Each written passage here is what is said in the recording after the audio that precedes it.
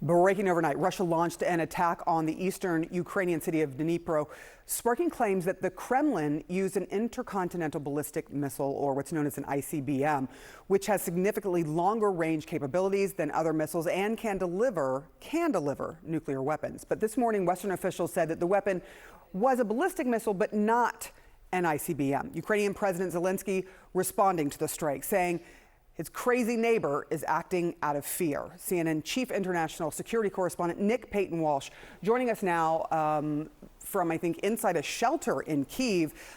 The danger of this real. Lots of developments this morning. What are you learning about all of this?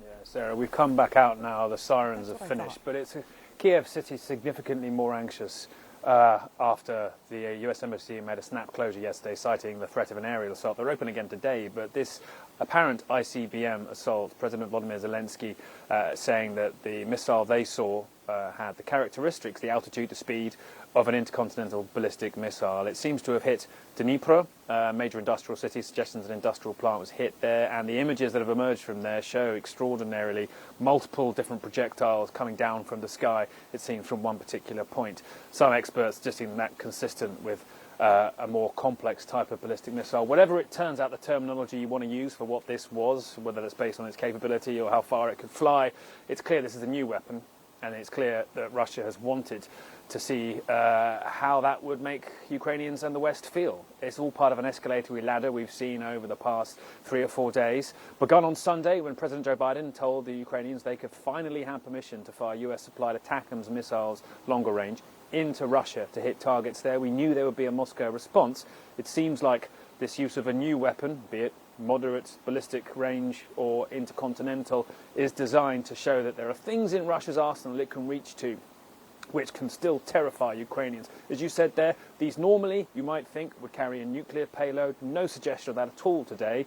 But I think it's about reminding people of that subtext of non-conventional weapons, whilst also showing that Russia can deliver massive payloads of explosive, much shorter delivery times, and hit targets across Ukraine in a matter of minutes. That's why I think there's heightened anxiety here in Kiev.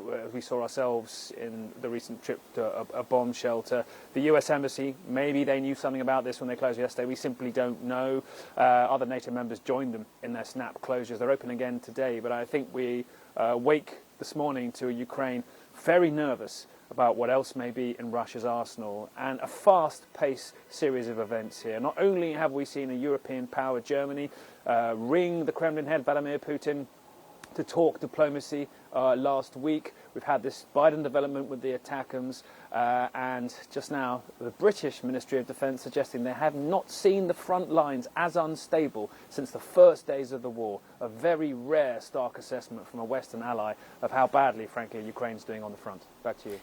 It is terrifying, those pictures of those missiles coming down so fast and so many. The fury that we're seeing there and the fear growing by the hour. Thank you so much, Nick Paton Walsh, for being there. Please make sure you and your crew are as safe as possible. Kate. Yeah, thank you. Joining us right now, CNN anchor and chief national security analyst, Jim Sciutto. Jim, let's talk first about everything that NPW was just talking about. I mean, what if this was an ICBM, and regardless of it, just the direction this is all headed? I mean, what do you think of this? What could be a new move by Russia in could be a first in this 33-month war? Well, first on what it is, if Western officials are saying it was not an ICBM, I mean, the U.S. has capability to identify any rocket or missile launch around the globe the moment it happens. We have satellites at geostationary orbit, many thousands of miles up, that are America's nuclear early warning system, and they're designed to do this so that they could spot them. They know what their trajectory is, their speed, size, payload, etc. So if the U.S. is not seeing this as an ICBM, I think we should believe that. Now, that doesn't mean that it's not a significant attack, and Russia has repeatedly done this, right?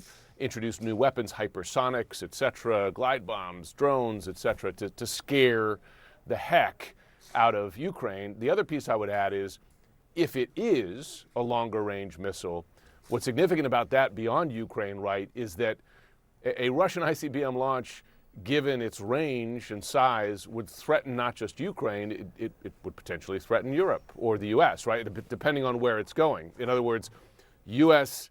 alarm bells would be going off. They say, we got to watch this one to make sure it's not coming towards us. So it's significant on a number of fronts.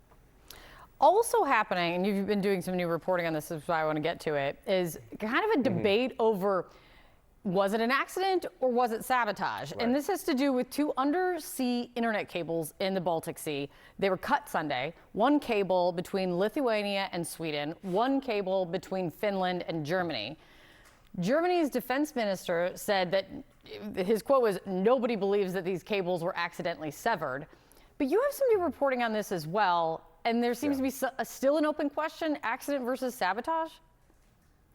So let's go back a little bit. A couple months ago, I had a story out about how closely the U.S. was watching Russia for exactly this threat. Russia has a highly secretive military unit designed expressly to monitor, map, survey underwater cables, and possibly attack them. They have surface ships, they have submarines, they have naval drones. And in September, I had a story that the U.S. believed Russia's calculus on ordering such an attack on undersea cables had changed. Changed meaning they were more likely to order such an attack. And the U.S. had noticed increased activity by this highly secretive unit in this space, right? Watching these cables and hovering above them. So that's the threat environment. So then this happens. So I go to my sources and I say, what did you see there? And what they say at this point, the U.S. intelligence assessment is that these particular, I don't want to call them strikes, right? But you know, cable cutting was the result. What was a result of an anchor dragging an anchor, a ship dragging its anchor unintentionally over those cables and causing that damage. Now, intelligence it's not an exact art. This is the assessment today. And my understanding is that the U.S. has not established a connection between that ship and entities or nations that would order such an attack. Doesn't mean that they won't at some point establish a connection, but at this point, they don't have the goods to establish that connection, and that's why they're saying, and you know, I spoke to multiple officials that the U.S. assessment at this point was that it's not intentional.